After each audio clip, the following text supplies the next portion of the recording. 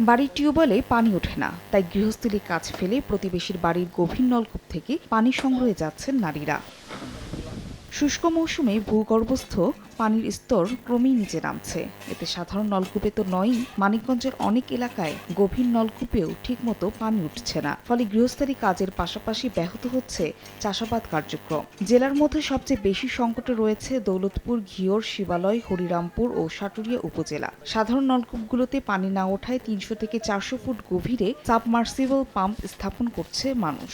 গভীর নলকূপ বসানো ব্যয়বহুল হওয়ায় অনেকের পক্ষে তা সম্ভব হচ্ছে না। রান্নার পানি নাই, গোসল করার পানি নাই, খুব একটু অসুবিধায় আছে আমরা। পানির জন্য মনে করেন খুব কষ্টে আছে বর্তমানে। পানি একদম পাই না, আমরা মোটরেও পাই না, আমরা টিউবওয়েলেও পানি পাই না। আমরা অনেক দূর থেকে পানি সংগ্রহ করে আনি। জনস্বাস্থ্য প্রকৌশল অধিদপ্তর বলছে, পানির স্তর নিচে নেমে যাওয়ায় মার্চ থেকে জুলাই মাস পর্যন্ত থাকে এই সমস্যা। সুপেয় পানির জন্য আগামীতে সরকারিভাবে গভীর নলকূপ স্থাপনের কথা ভাবছেন তারা। আমাদের মানিকগঞ্জে নাই বললেই চলে শ্যালোটা।